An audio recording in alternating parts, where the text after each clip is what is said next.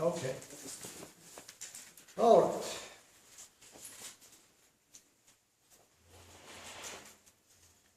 Going to play the drum for a few minutes, or just moments maybe. But the purpose of the drum is to tune us all to the same frequency, so that way, we'll be on the same page. You're coming from a whole lot of different places. You just finished listening to music on the radio. Some of you have just been talking to other people, and there's a lot of different tunes playing right now. I'm going to focus it down to one sound that we can all agree on. Well, we have no choice because this is the only sound that we're going to work with at this point. And of course, we'll deviate from that, but I wanted a starting point that is universal, at least for this group.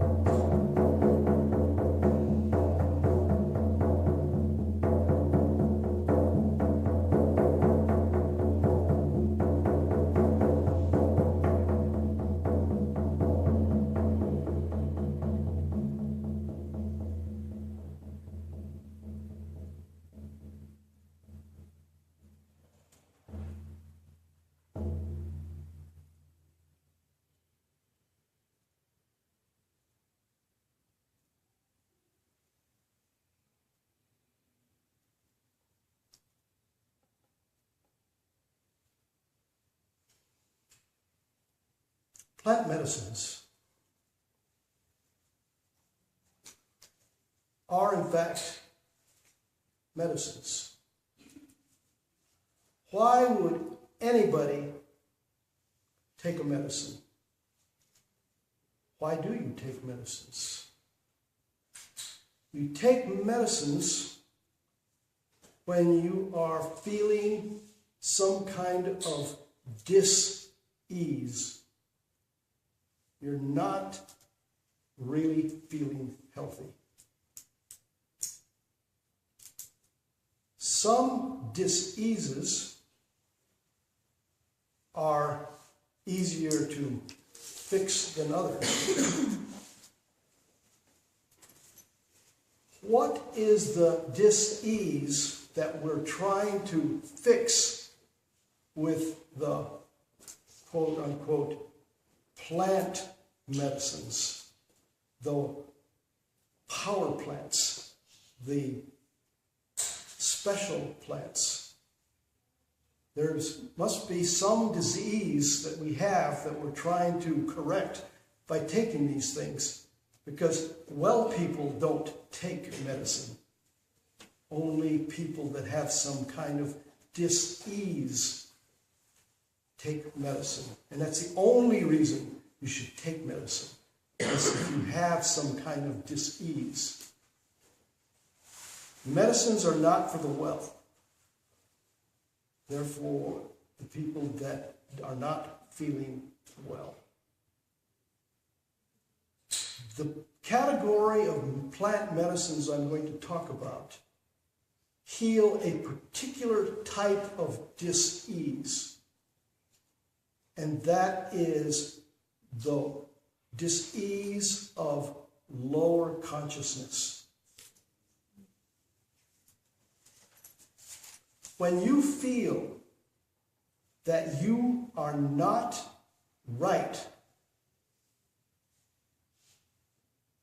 in your consciousness, that you are not well, you're going to have to take a medicine. Now, there's different medicines out there. Most of these medicines take care of that particular disease, although that disease sometimes takes on different characteristics.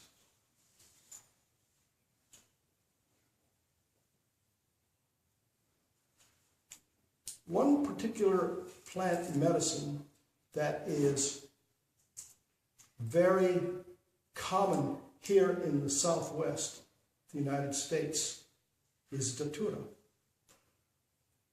But before I start talking about it, I'm going to say that Native people have always known that there are some people amongst the tribe that have this dis-ease.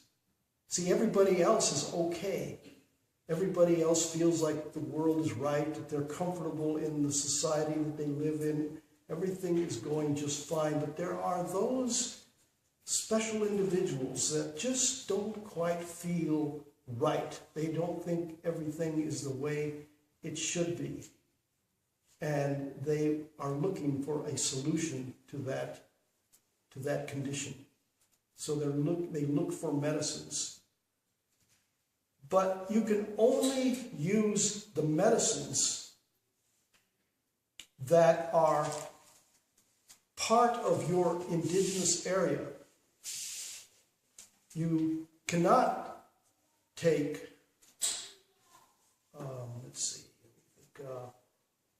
ayahuasca in Canada. It doesn't grow there. In fact, you can't take it here in the United States. It doesn't grow here either. Now, if you were a Seminole Indian, you might be able to take ayahuasca because that vine would grow there. Of course, it's not native. So actually, probably the ancestors, the old people that lived in Florida, didn't take ayahuasca. Here in the Southwest, we only worked with two medicines because they were indigenous. And that was what we had to work with. We worked with Datura and we worked with Peyote. Datura is a more common plant in that it ranges from actually South America all the way up to about mid-continent here in North America. So it's very, very prevalent. A lot of native peoples work with that plant. A few lucky or whatever, unlucky ones got to work with peyote, but it only grew from approximately Socorro, New Mexico, south down to probably mid-Mexico. And that was the medicine that they chose to work with because it was most abundant. And also, it was the most friendly. Let me talk a little bit about the differences between these two plant medicines, and then I'll talk about others. I'll start with the Datura. It has a character that is very, very feminine. It possesses when you take it. Now, most medicine, we're talking about the common medicines, don't have characteristics because they only have chemical effects, because they only work on the chemical part of the person. The magic plants, they have character because they work with another aspect of the human being, and that is its consciousness. So when it changes your consciousness, and because it can change your consciousness, you can become aware of its characteristic. Because now you have a slightly different consciousness. A consciousness that may be just a little bit beyond the normal. So before you couldn't sense characteristics of plants because you weren't in that space. Actually, a person, once they get into this hyper-conscious spaces, can feel the characters of all the plants. But the beginners, when they take the super plants, the first thing they notice is the character of this plant, because now they have the consciousness to be aware of the character. Each one of these plants really has the same characteristic on the macro level. Every one of these plants does one thing that helps the people with their dis-ease. Every one of the magic plants alters consciousness. And that is what people are trying to cure, or the people that need to take these are trying to cure. They are not comfortable with the state of their normal conscious health. They just think there is a little bit more to it. They're just not satisfied with the way things are. They just sense that there is something not quite right. They have a dis-ease. They're just not comfortable. It's a dis-ease. So they go looking for these things that cure this. The cure is to shift consciousness. In that shift of consciousness, their condition is temporarily relieved. Notice the way I said that. Temporarily relieved. But something magical happens in that temporary relief. In that temporary relief, a glimpse of the possibilities is made. There is contact with another way of thinking, another way of being. Once you have tasted that other consciousness, now you know what you're looking for. It's like you are presented with a brand new color out of somebody comes to school with a Crayola box that has a crayon you have never seen in your life. It's a completely different color. And you say, wow, I've got to have that color. I am going to try to get that color into my Crayola box somehow, some way. And that is the magic of the magic plants. They give you a glimpse of that other place that was missing in your life. And this is how it works to cure your dis-ease. The problem now is not all these medicines are alike, and some are not so kind, and some are somewhat kind, but none of them are absolutely benevolent. There is no magic plant that is without its dark side. Unfortunately, the expanded consciousness expands in both directions. You get the light and the dark. And that is just the way it is. No light can ever be brought that does not cast a shadow. And you can focus on the light side, but there's always the shadow, and if you turn your head just right, you will see the shadow, and you will be seduced by it. Because the brighter the light, the darker the shadow. And it looks pretty darn intense, and sometimes you can be fooled into thinking, hey, this is stronger than that. But it's not. They're the same. You will never see a one-sided coin.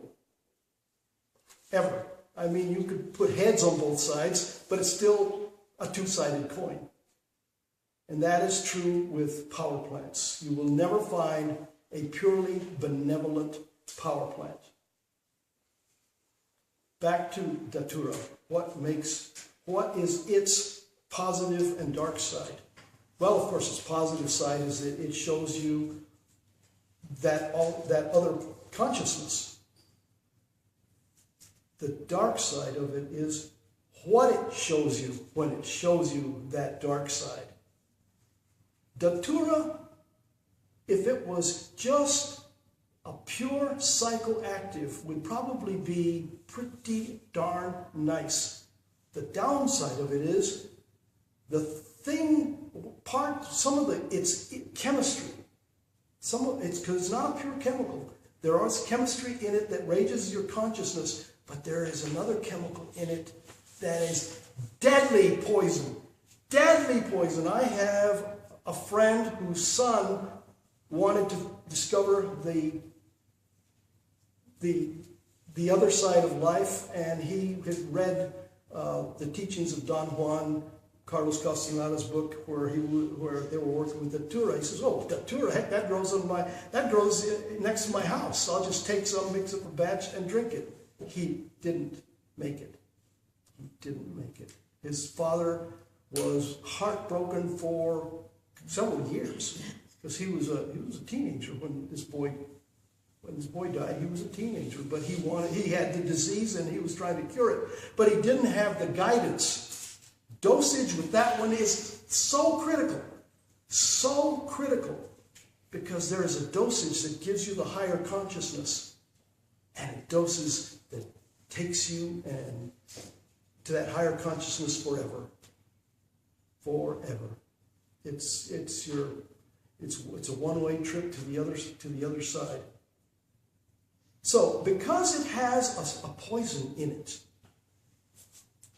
in that higher consciousness, you get a lot of connection with death and things dead. You will deal a lot with dead ancestors and things dead and the diminishing side of life, because in your higher consciousness, you are now aware that your body is poisoned, and you're reacting to this with your higher consciousnesses. I'm dying, okay, everything is dying, what's the meaning of life? Oh, it's death, it's like death is the final, and you get into that kind of space.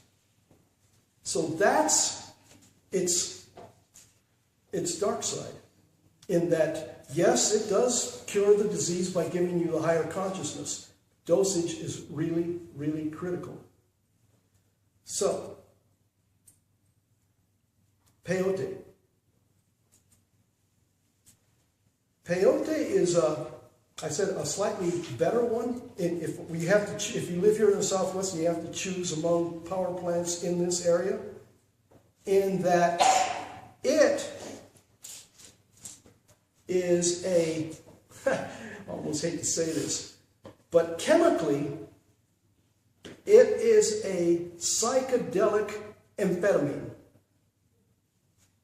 Its chemical structure is almost identical to amphetamine, but it has a slightly different group that pushes you into that higher consciousness.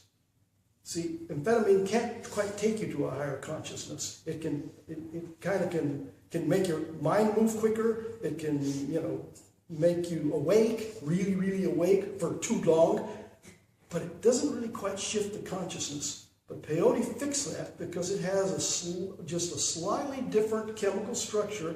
This is the meth, and then you have a tiny little appendage over here, and that's the one that does the magic and flips the consciousness. Now, you say, well, that's a good thing. Well, yes, it is. Except peyote ceremonies start at sundown and go till sunrise. And you say, why? Well, because you can't go to sleep.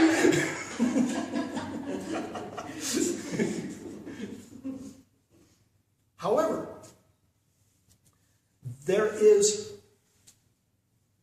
a slight, it's a lot like meth, slightly addictive, because it gives you that, I feel good.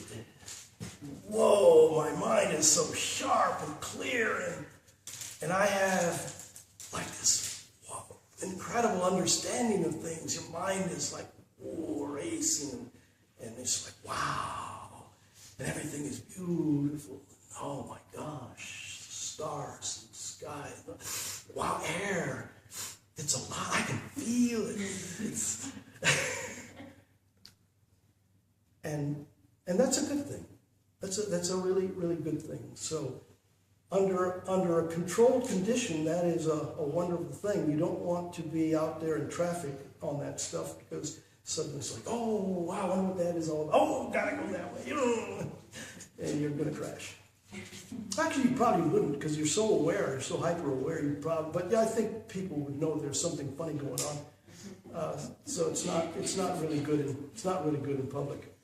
And then you have this kind of, everything is good. You want to hug everybody and, love and peace. The guy's trying to kill you. Oh, how nice. Wow, trying to kill me. Great. Bring it on. I always wanted to be dead. No, whatever.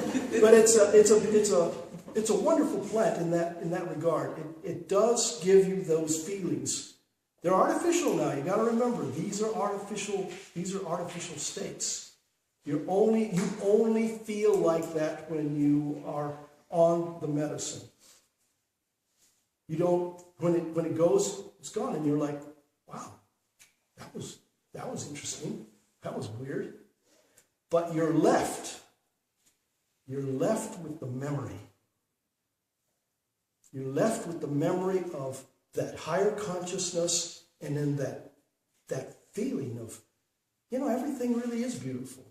I wonder how I can make this permanent. And so you try to do it. But it cures your dis-ease of the missing link in your life, the missing consciousness. It shows you that it is real. It shows you that it is available.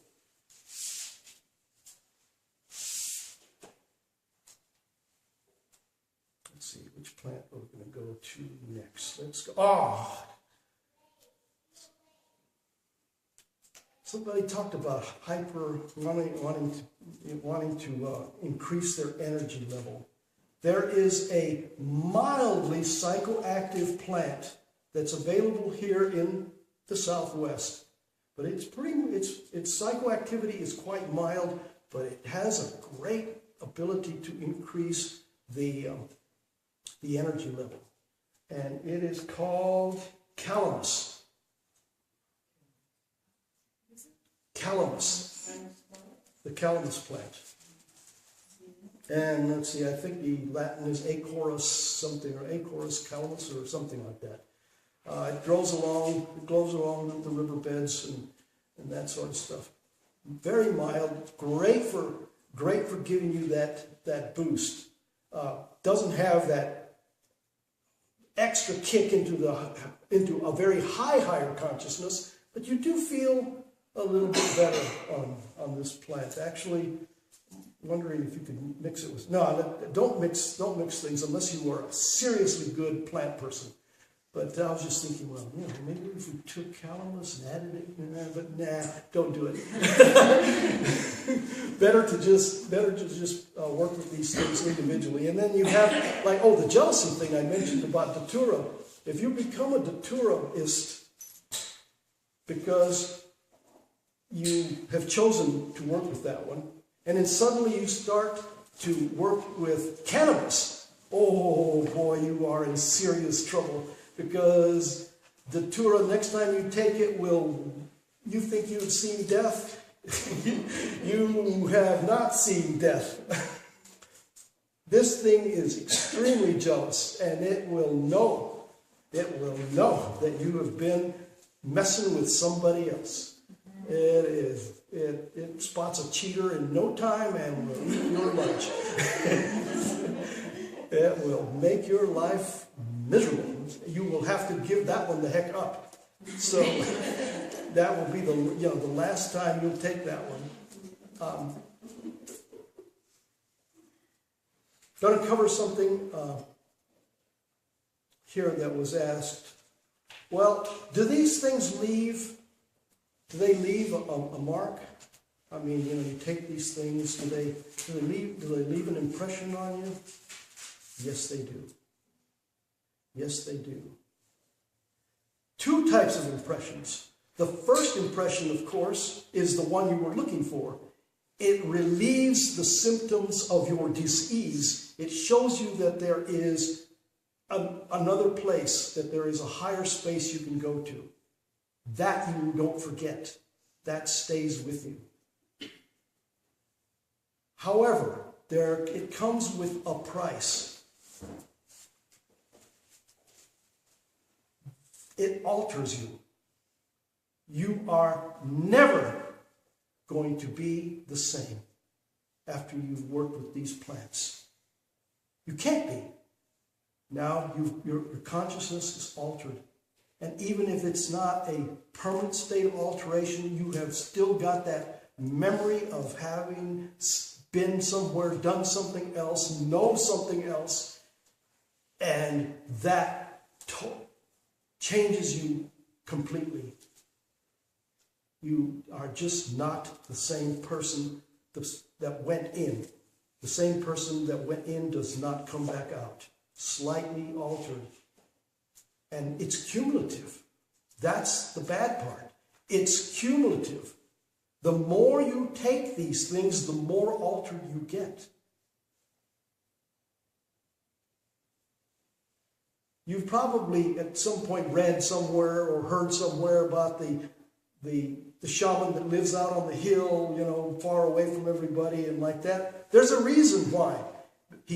That person took so many of these plants that they are now so weird that they cannot interact with the rest of society.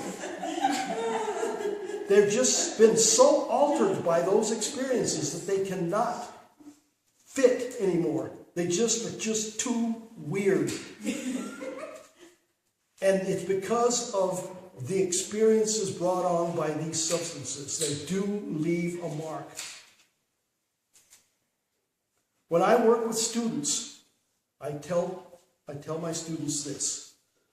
If you want to work with power plants, I will work with you. But you will take them under my tutelage, you will take them no more than 6 times. If after the 6th time you don't get it, find yourself another profession. You're not meant to be a shaman. It's because, okay, you can keep taking these medicines. You will get really, really weird. But that's not the point. We're trying to get people, I'm trying to build students, followers that are still, have some semblance of normality that can work with the general public, that will not be feared or frightening or whatever. So the purpose of these things, again, is to give you a glimpse of what the possibilities of your consciousness are. Maybe you take it once. You try for months or maybe a year or two to integrate what you've learned. And so how do I get there? Okay, maybe I need to just go into a quiet place and think, or maybe I need to go into the forest and look at the trees, or I need to work with water, or you try to integrate what you have learned, and then say, oh, okay, well, I'm missing it still. Okay, let me go take one more peek into that space and see if I can get it this time. Okay, this is what I was missing. Yeah, okay, I'm back into normal. Let's see if I can integrate this. Okay, one more time, try to integrate this using any technique I can. Silence, contemplation, talking to the trees, whatever it takes, hugging trees, to try and integrate that experience into life. 6 times. If you don't get it by the 6th time, stop. Just stop. You're not, don't try to get there. Don't try to force it, because you're just going to be at the end of the thing. After about 100 takings of these plant medicines, you are so strange. Even if you do get it at the end, you're not going to be able to help anybody. You just be like that guy that lives up there on the hill where the only time they ever go see that guy is when they are absolutely in trouble, and it's like the last guy you even want to deal with. In fact, you might even not even say, you know what, I'd rather die than go talk to that guy. He's just too weird. So, cannabis. By the way, it's my favorite. It is, and probably a certain amount of, prejudice going on here, but it is the most gentle of these consciousness-raising substances. It most likely won't make you completely weird if you become totally involved in it. However, it does have a downside. If you start working with it too much, it stops doing the magic. It just doesn't work. It's just like, oh, what happened here? I'm taking it and it's just not doing anything. So it kind of will, if it thinks that you're abusing it, it will just stop working for you. You might get some physical symptoms. In fact, in that case, it's a great analgesic. They say it works fine for taking care of glaucoma. Seems to work against cancer. Seems to work great, but it will it will stop showing you higher consciousness. So that's another one of those where you have to take it, try to integrate that knowledge into your knowledge base, into that system. You get that consciousness and try to integrate it. And then you let it go. You let it go for a long period of time until you think you need another exposure. And then it will give you that it'll kick you into that higher consciousness. You try to grab what you can, and then come down, try to integrate it again. One of those. But you can probably take this for the rest of your life, provided you do this only periodically, to kind of just as a refresher. There's the downside. If you do it in that way, though, one of the things that annoys me about it, and even though, like I said, it's my favorite, and I've done quite a few of these substances because I really had the disease bad, and I didn't have a good teacher. At least in that aspect. I mean, I had good teachers that taught me a lot of wonderful stuff, but they weren't experts on plants, or at least those type of plants. There is a situation that happens to me now whenever I take that substance it opens up my telepathy to a crazy degree. I just hate it. Ayahuasca. Ayahuasca is an interesting one. And when I talk about this one, I'm going to touch on something that is true for all the plants, but I didn't become totally aware of it until I started working with ayahuasca. Ayahuasca is a jungle plant. And it is got within it a chemical known as dimethyltryptamine, DMT. Later in life, I found out that every living creature on this planet has DMT in it to some degree, because it is a neurotransmitter. This is the chemical that allows the communication between your body and your mind, and it is doing the same thing in every plant and living thing on this Mother Earth. It is a neurotransmitter, pure and simple, but it is very highly present in the concoction known as ayahuasca.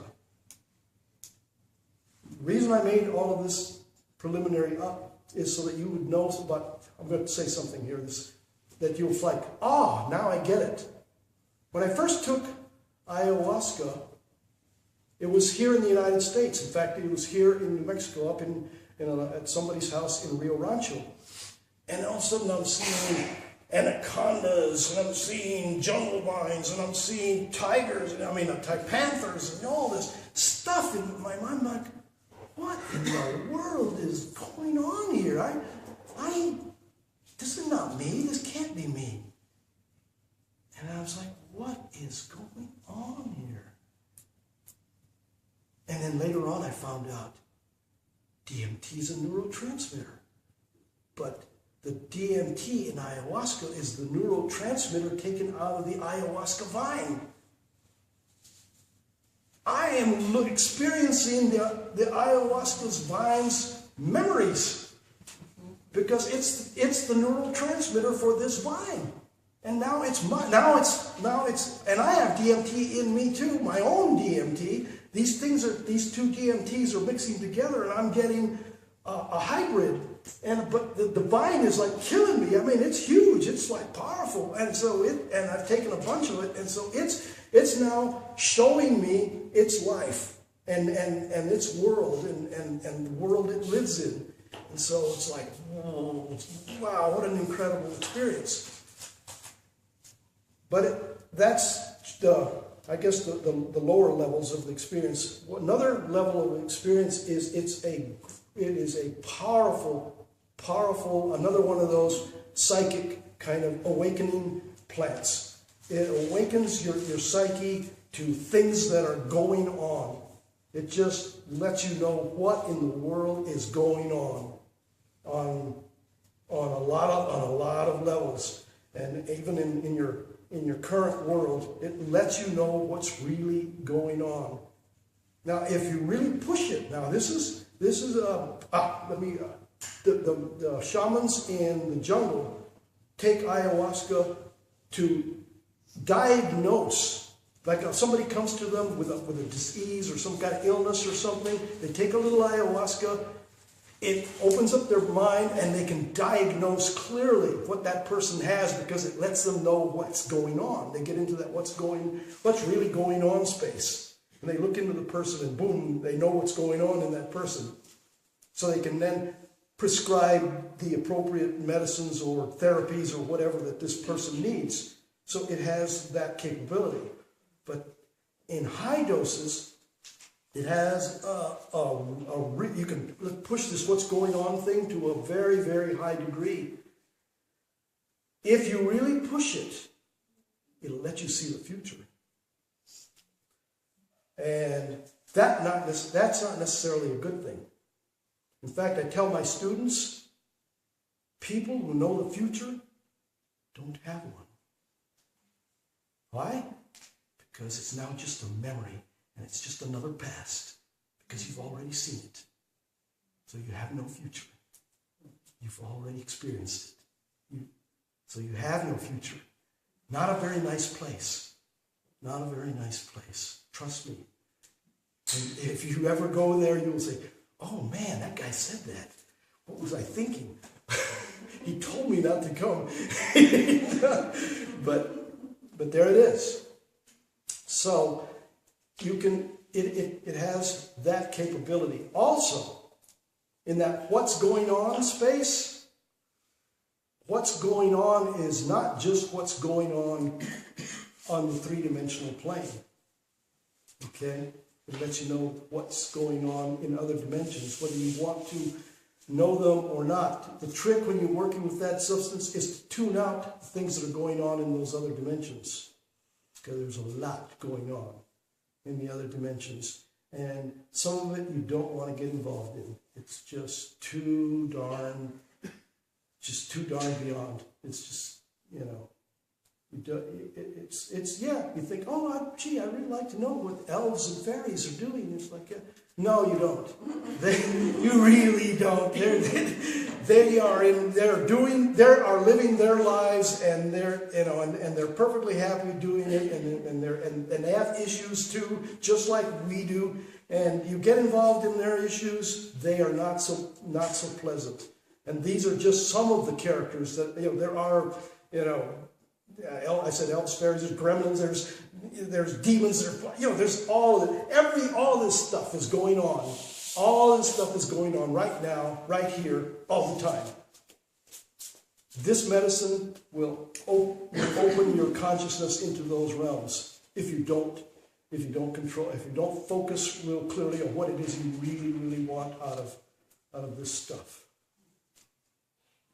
I don't mean to interrupt, but just for the accuracy of the YouTube video or the lecture video, ayahuasca is one of the 2 active ingredients. Main ingredients. There are many other admixtures that people add. Datura is one of them, but many different ones. But ayahuasca is an MAOI inhibitor. DMT usually comes from chacruna or other. There's many, like you said, many plants that have it. But the ayahuasca is the inhibitor that allows you to be able to absorb the DMT into your system.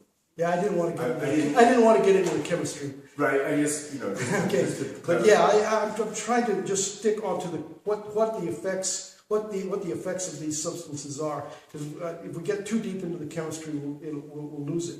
But you brought up something, DMT, just plain DMT. But I said it was a neurotransmitter in every living thing.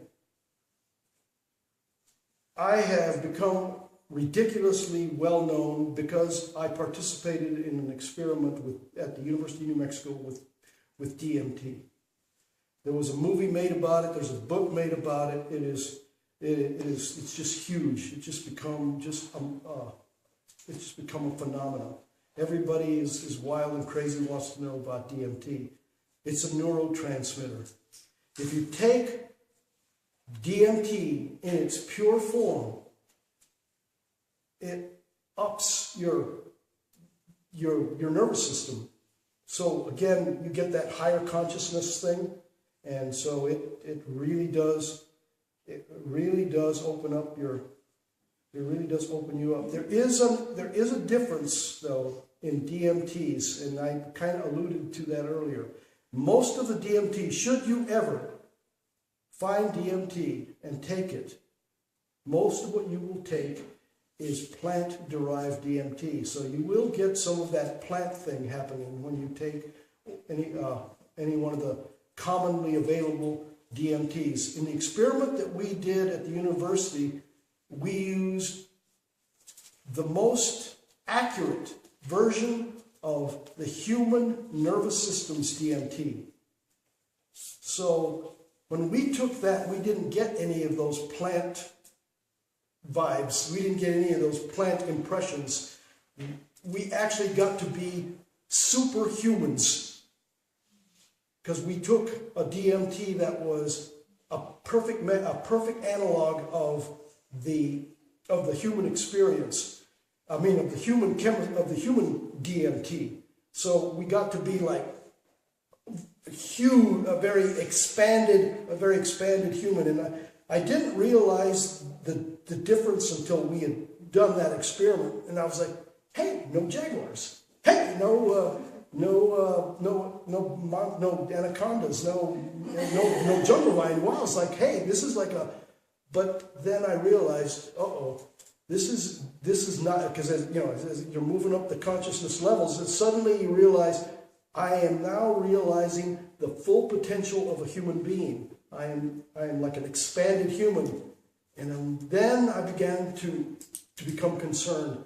Humans are extremely weird beings. Guaranteed, they're not what you think they are. And when you find out, when you've become a superhuman and you know what the capacities of your humanness are, it is quite revealing. It is quite astonishing. I don't want to say it's spooky. It's just so out of the realms of thing that it's like beyond sci-fi. It's just really, really incredible. As a superhuman, you will encounter multiple dimensions. You will encounter a whole bunch of different life forms, and all of this that are within the trajectory, you might say, of the trajectory of humanoids. So it gets really, really weird way the heck out there. Yes. Can some people have more DMT than others? That is a beautiful question. Some people have more DMT than others. Those people that you call saints, those people that you call sages, those people that maybe you even think are divine beings, have an overactive metabolism in the area of their endocrine system that gives them an extra charge of DMT into their bodies. And so they are in a permanent state of hyper consciousness. And so they dwell in this space that I got to visit and you could get to visit for a short period of time when you take a DMT containing substance.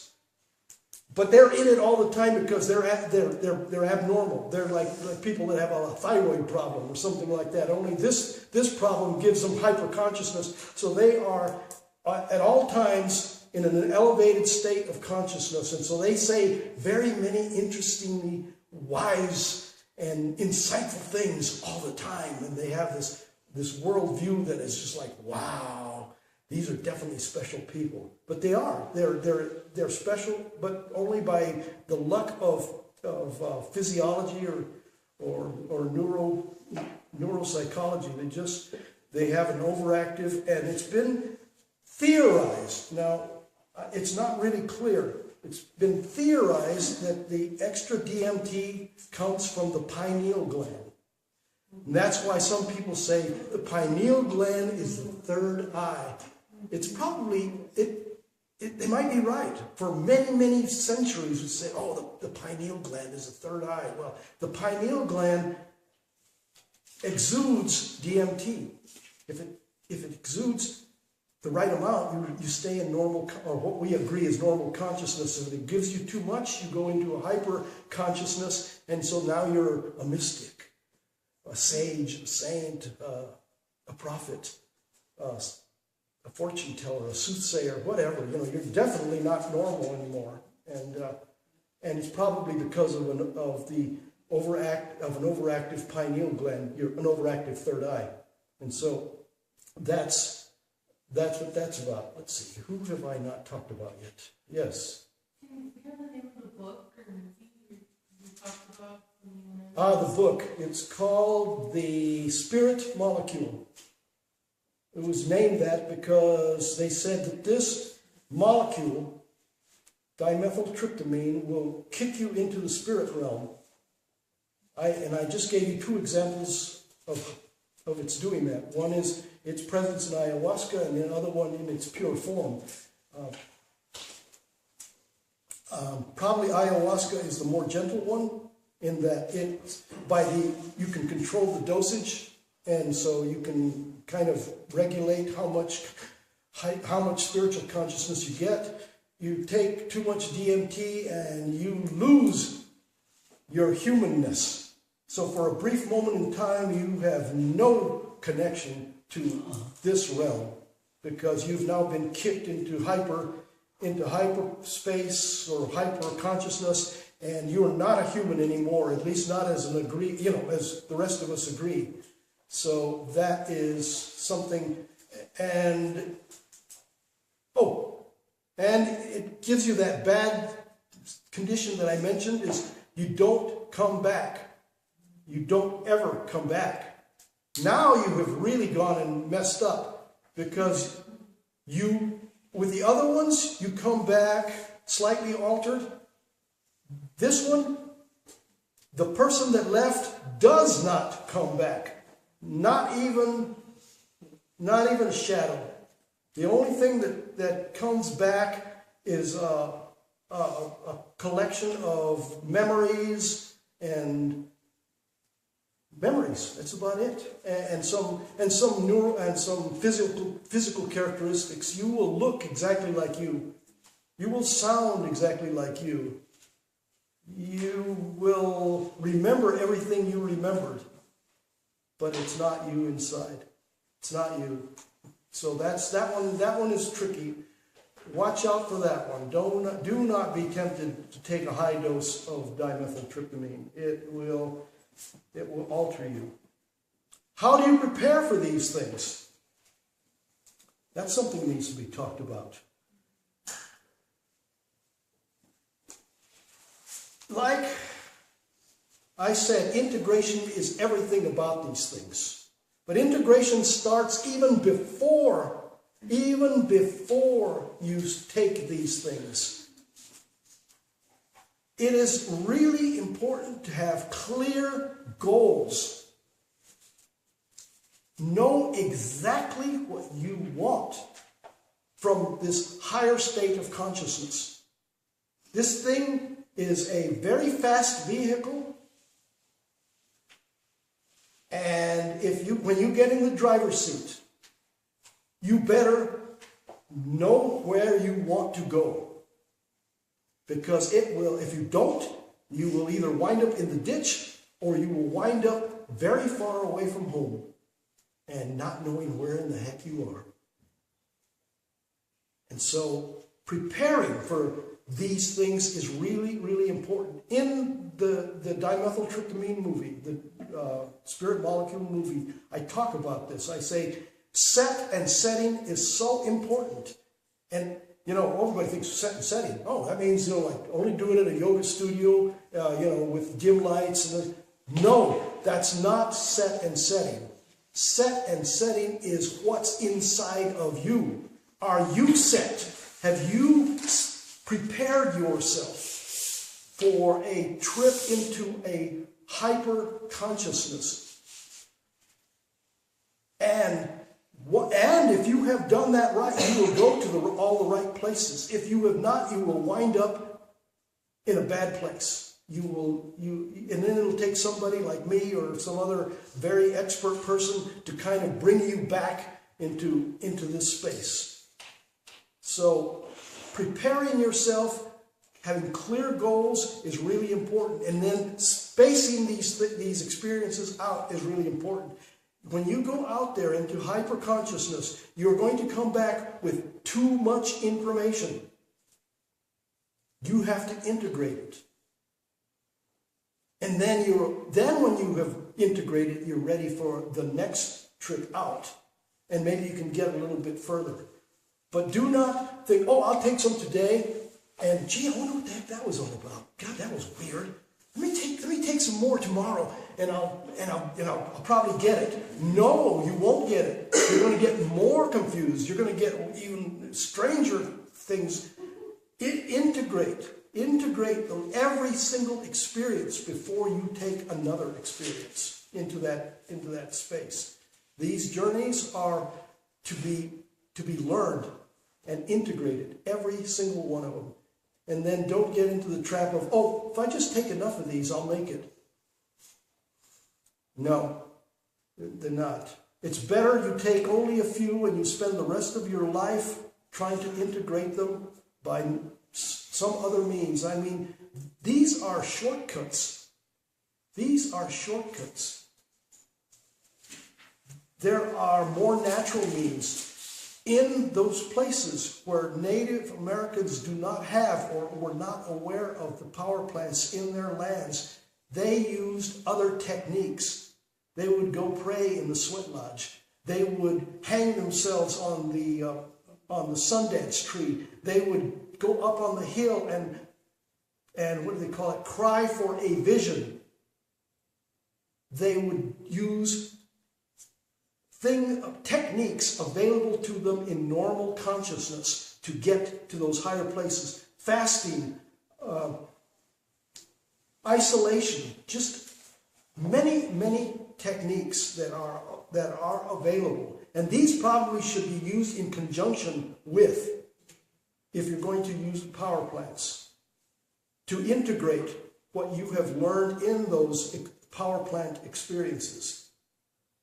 And that will keep you in the realm of a normal, social, helpful human being, somebody that's of service to humanity. Otherwise, if you get too weird, no matter how aware you are of the cosmos, if you just can't be approached, it's going to serve no one.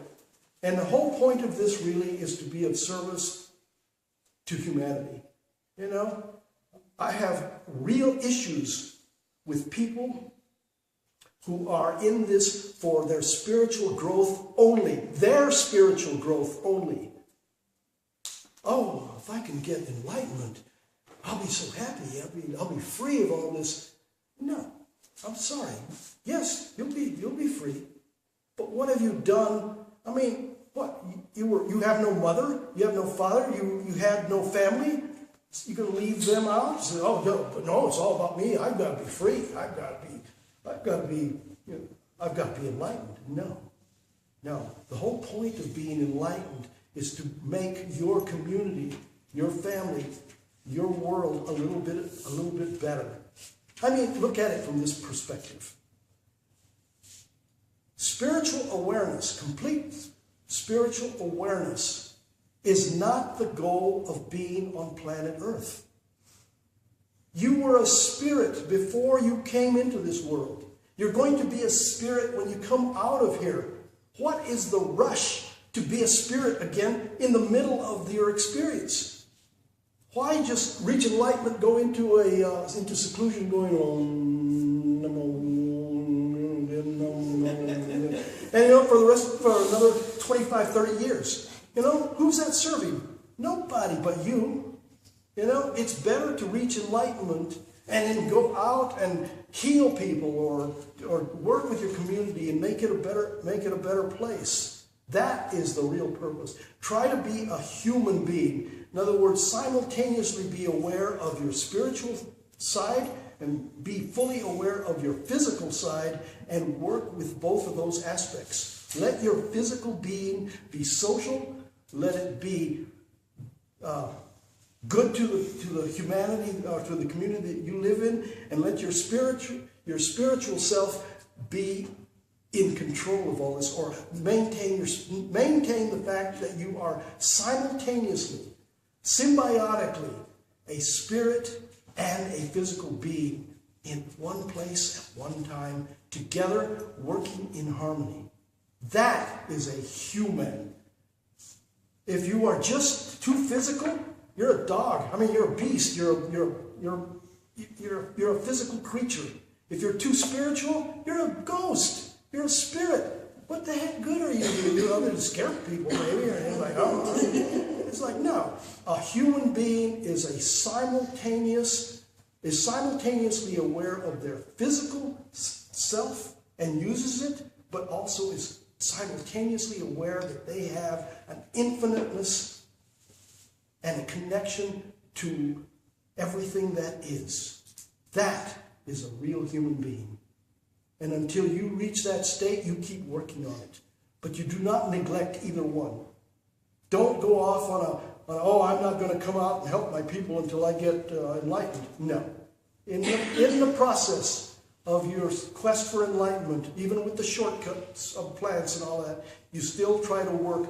In fact, that will help you stay connected to your community. The dead-end quest of just trying to be a spirit is not being a human being. Let's see, power plants. Let's see, where were we? Any plants that we've got missed? How to prepare for it. Okay. The best way to prepare for it is find someone who has been there and back. Ask a lot of questions. Or hang out with them and find out what they have to say about these things.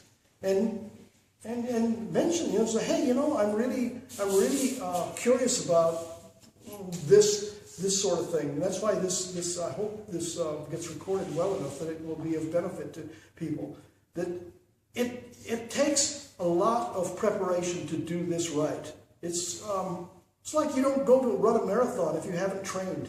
You just don't do it. It's harmful to you. So if you want to take the shortcut path to spiritual awareness, higher consciousness, start doing some of those other things that lead to that kind of stuff. Learn meditation. Learn to chant. Learn to sing. Look for those normal things in life that bring you to higher places. Burn incense in your home. Things that raise your awareness to some level and set your course and direction. So when you do take this shortcut trip, you will guide it very, very directly to your goal.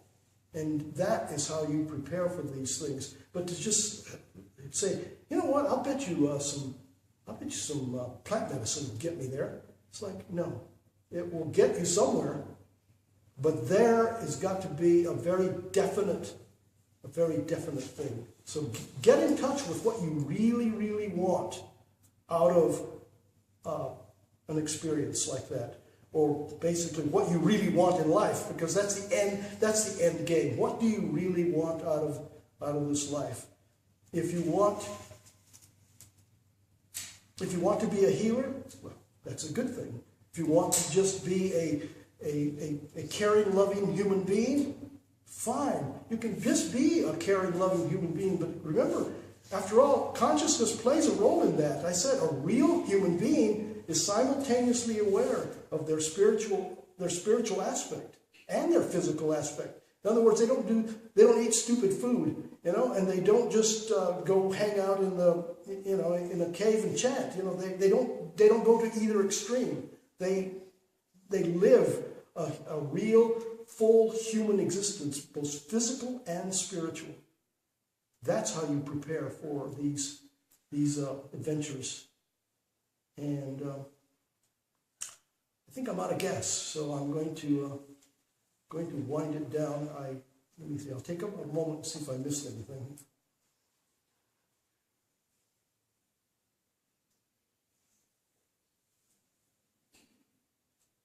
Any thoughts on mushrooms? Ah, beautiful. There's always something mushrooms. Yes, there's always. Mushrooms fall into that category of. It's almost like ayahuasca. Very, very similar, because it has chemistry that comes from a creature that is neither plant nor animal. So it will take you into that interesting little space between being a plant or an animal, and it's not quite there, but as a side effect, it does take you to another consciousness. So it gives you the experience of a higher consciousness. But I can't quite tell you exactly where it takes you. It's a very, very unique space. I tried to chase it one time, and it seemed like it was a never-ending loop of consciousness. Yeah, it just didn't seem to go anywhere. But the higher consciousness was is a welcome experience. It's like, oh yes. I'm seeing beyond my normal human level of experience. But where this door goes or where this path goes is really unsure, because it kind of it just seems to hyperloop back around and around into an infinity that I've never been able to chase to its end, and probably don't want to. Because I don't think it has one. I think it's something outside of what a human being can experience. Because as humans, we are both spirit and animal. But the mushroom is neither plant nor animal. It is it's a creature all of its own, and so it'll take you to its space, and we're just not equipped to go there. Is fungi like its own? Is it fungus or fungi? Are they their own thing? So there's it's separate from plants. It's not like funguses are not plants. Funguses are not animals. They are completely. They're in a different category. If you study them, and if you really want to, get a good book on mycology, and you'll see that They're odd. In fact, they're almost human. Almost human, but not quite. They share an awful lot of human DNA, but not enough to be called an animal. And they're obviously not a plant. They don't get their nutrition or live like plants. They're different. I'll just leave it at that. I'm not a mycologist. I have read a little bit about it, but trust me, they're pretty darn different from anything you've ever seen. They're in a category all their own. And that's all I have to say about that. So I'm going to close it. Well, maybe I'll take one question. Anybody got a really pressing question? I don't know if it's pressing, but what you said, everything has the two sides. What is the other side of the mushroom? Probably that you can't ever figure out where it's taking you.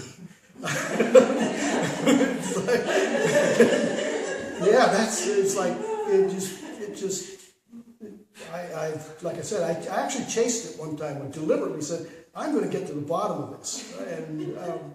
And all I found myself looping in hyperspace, just looping and looping. And I was like, wow, okay. And